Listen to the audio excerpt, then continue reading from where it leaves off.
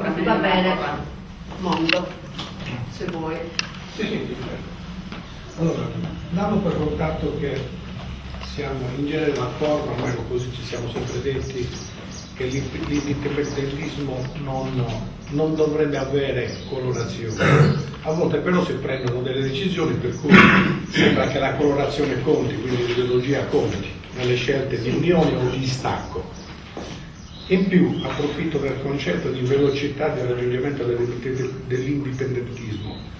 Non crede sia opportuno ampliare il campo delle persone coinvolte, persone di competenze particolarmente forti, oggi non coinvolte, che riescano a risolvere i problemi prioritari della Sardegna?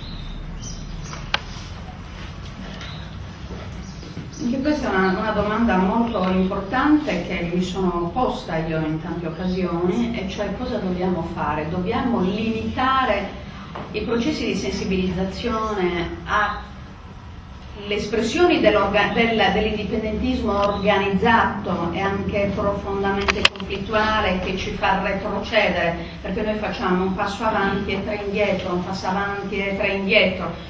Poi anche il problema del conflitto dovremo parlarne, perché lì c'è un dispendio di energie nostre che ci servirebbero quelle energie per combattere per il raggiungimento del nostro obiettivo. Invece quelle energie in buona parte vengono consumate e dissipate all'interno di conflitti interni che sono conflitti senza fine e senza logica.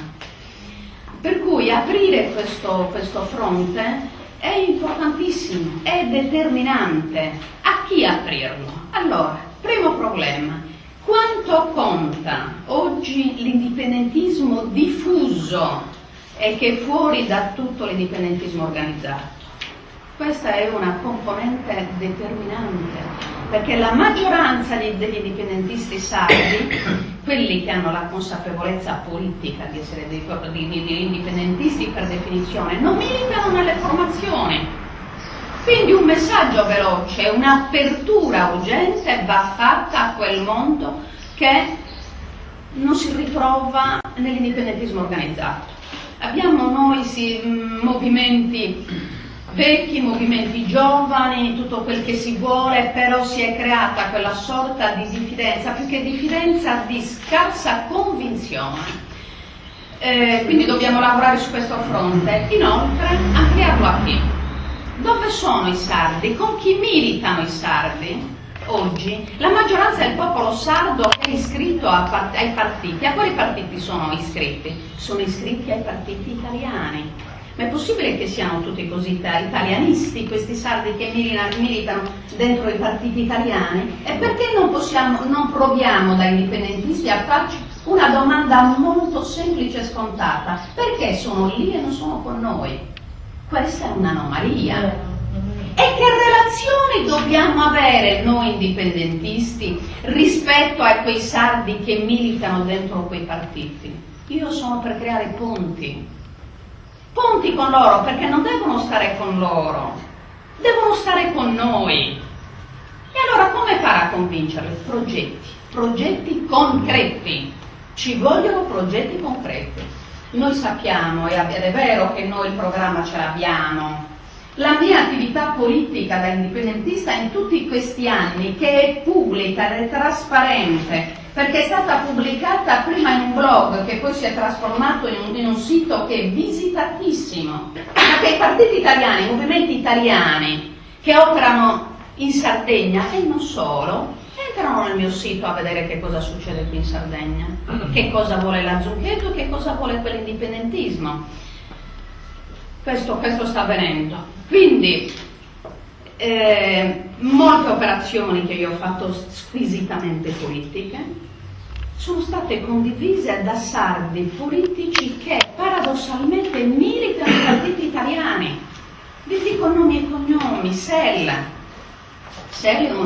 come tutti i partiti italiani, è un partito con grossi conflitti, è tutto spaccato come gli altri, né più né meno. Ma i consiglieri regionali con cui io ho fatto gruppo necessariamente, poi chi ha fatto politica istituzionale e cioè tutti noi sappiamo che in un consiglio della regione autonoma della Sardegna per forza si deve confluire in un gruppo, lo dice il regolamento d'obbligo, se no devi andartene. E quando mai? Per cui io da indipendentista mi sono ritrovata con un gruppo PISDAZ, quindi un partito identitario organizzato e strutturato col suo proprio gruppo, che era il gruppo PISDAZ, tutti gli altri erano gruppi degli altri partiti politici.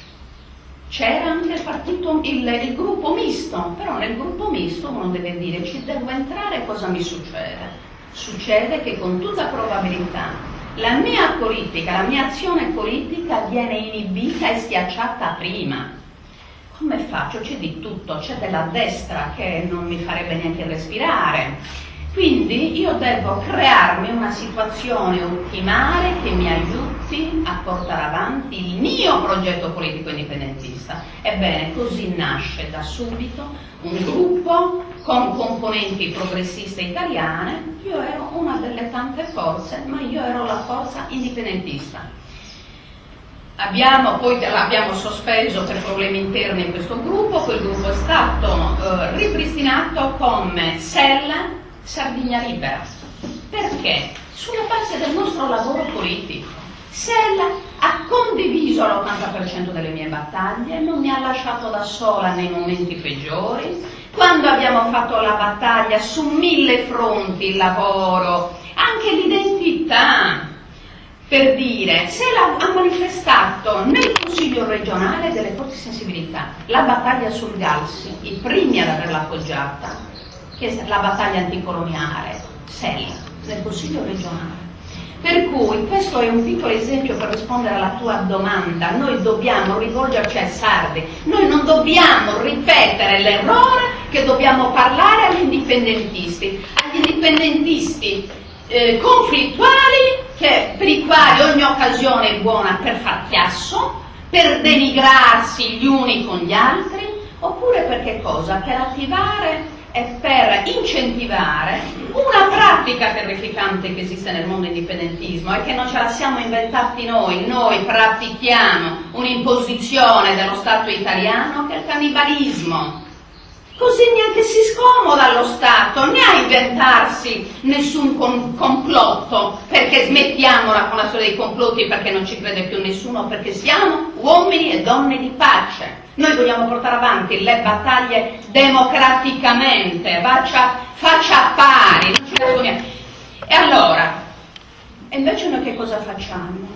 Ci divoriamo. Quindi lo Stato dice: non vi facciamo il complotto perché tanto non ci crede più nessuno, e allora facciamo una cosa: divoratevi fra di voi, mangiatevi e ci autofagocitiamo. Quindi io ne approfitto per dare risposte alla necessità di apertura ai sardi in generale, chiunque essi siano, con preghiera di smetterla di ammazzarsi fra di loro e di ammazzarsi fra di noi.